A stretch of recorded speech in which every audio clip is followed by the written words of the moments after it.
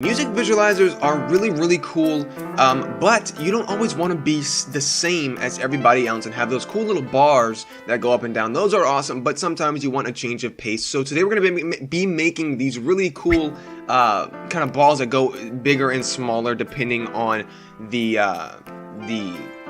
loudness of the music, pretty much. It goes with the music really awesomely. So we're going to get started. Delete default cube, lamp, and camera. As always, we have a clean scene.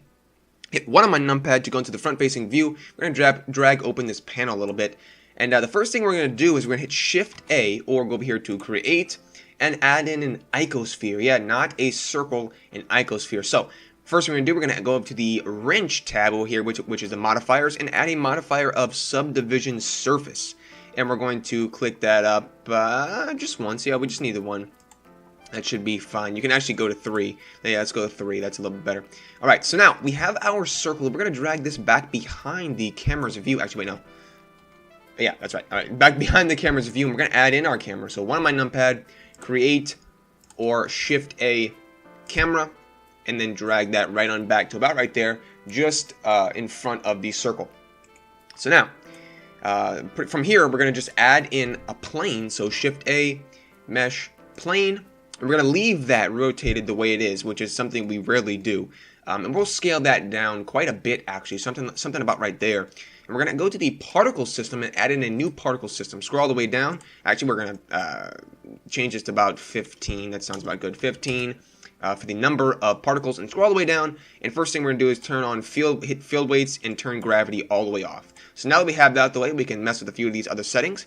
We're not actually going to be doing much. We're going to be choosing a length for our scene. I'm gonna bump our scene up to just 1,000 frames because we're gonna add in our song later on, and we're gonna choose the in frame to 1,000 and the lifetime also to 1,000. Whatever your scene length is, make sure end and lifetime are both on those. Random's on 0, and all of this can actually stay the same. None of this needs to be changed, which is quite insane. But we're going to change the render and the object down here to the icosphere that we created earlier. So now when we play this, you'll be able to tell that the icosphere, the balls, they kind of just come out. And you know what? I did something wrong. I did something wrong. We're going to go back and we're going to change the end to 50. Yes, that's my fault. So the end is going to be about 50 frames. Yeah, that sounds about good. Yeah, so we're going to have 15 icospheres emitted from the plane until frame 50. Alright, so that's good. So now, the way we get this to kind of bounce in and out, instead of just floating up, we're going to add in Shift-A. We're going to add in an empty of plane axis. And we're going to drag that down 5 and then 1, or just going to the camera view. We're going to drag that down to about right there. Just something right there. That's for later. Alright, and we're going to add in, you know what, we can get rid of that. We don't need that. Yeah, my mistake. Alright, so we're going to add in a force field first. And we're going to change that to vortex. No, not vortex. My mistake. I'm messing up all kinds today. We're gonna change that to force. All right, and we're gonna go to our tab over here, our physics tab, and we'll change the strength to about -25, something like that. So that looks pretty good. And now, if we play this, you'll be able to tell that these spheres, they kind of just go all in crazy directions. And we can make this a bit better. You know, we'll change the particle amount too. That's a bit too much. We'll do 10. That's about good. 10. Yeah, we'll do 10. Yeah, it looks pretty good. All right, so we'll add in one more force field. We'll add in a turbulence, and we'll go back into the camera's view with the 0 key on our numpad and drag that down to the bottom. That's where the plane axis was, but I entered the wrong thing. Out of orthographic mode by hitting 5 on my numpad again, and as you can tell, now we have this really cool looking animation. Now the thing is that this does not go with any kind of music. It doesn't do anything or anything like that. So the way we can fix this is we can select our plane, and we'll split our view from this with this triangle down here. We'll split that in half. I've recently been doing it in half. I usually do up and down, but I like doing it in half lately. So we'll change this view over here to the graph editor. And with our plane selected, we'll go back to the particles tab, and we'll scroll down until we get to size and random size. Now we'll hit go to the beginning of our animation, whatever the first frame is, and hit I. Hover your cursor over top of size and random size and hit I on both of those on your keyboard. The key I. All right, so excuse me. Now, once we've done that, we'll hit this little tab open here so we have that in case we need it later on. And we'll drop that down, we'll go to the size and random size, make sure both of those are selected. Hold down Shift and select both of those, just like that. And we'll hit key, and we'll hit bake sound to curves and select our audio. Alright, so I have found and selected our music, actually this music. I found and selected that. We're gonna open that now by hitting enter on our keyboard.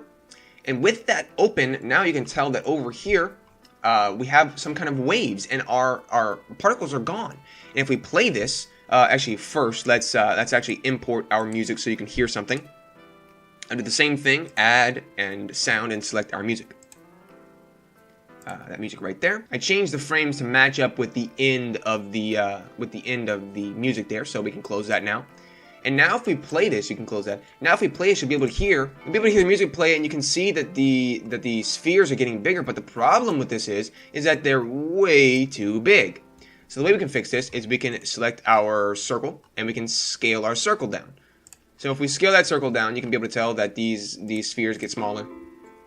And now when we play it, something else we might want to do is actually go into the Particles tab and check off emitter in the render so you don't see that plane intersecting with those. But now, once we have all this set up, we can actually zoom our camera in a little bit, something about right there, and give this a quick look with all of our settings, and we will actually select our sphere. And to make this even more of a visualizer, since it doesn't really look like it's going with the music all that much at the moment, we can actually change this to the node editor and add in a new material. This material will be using the nodes, of course. And what we'll do, actually, yeah, that's right. All right. So what we'll do is we'll go to Cycles Render. To do this a little bit better, we'll undo that material and add a new one. So now we have the Cycles material. And now what we're going to do is we're going to add in a shader. We're going to add in a converter color ramp. And then after that, we'll add in a input particle info node. And this is the really cool thing about this. We're going to connect the color ramp to the diffuse, and we'll move that out of the way a little bit. And we'll actually take the particle info and change the size and put that in there into the color ramp. Alright, so now the bigger these particles get, let me turn on ambient occlusion real quick.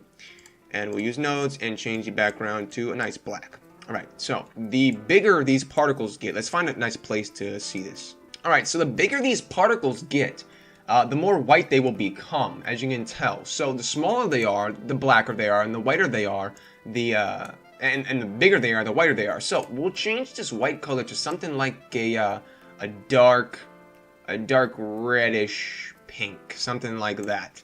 And we'll change the black color to something that's more bright, like a blue or something like that. So now, as you can tell, the bigger they are, the more pinkish they get, and the lighter and the smaller they are, the more blue they are. So we'll actually add in one more keyframe here in the middle and give that a bit harsher of a transition and change that to something that's like a purplish or something like that.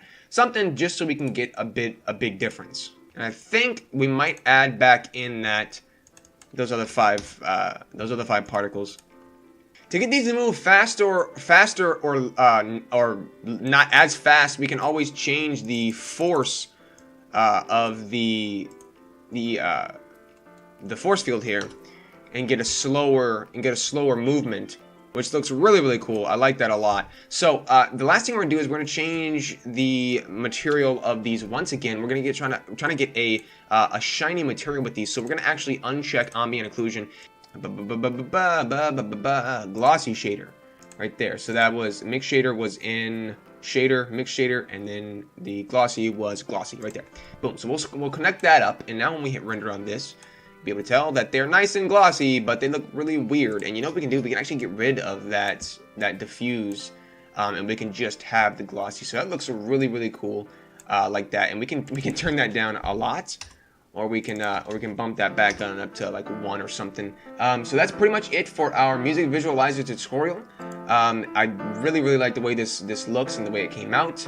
I did just see this and I was like, I should do a tutorial on this, and I really want to do that. I'm glad you guys hopefully learned something from this. I'll see you guys in the next tutorial, but until then, bye.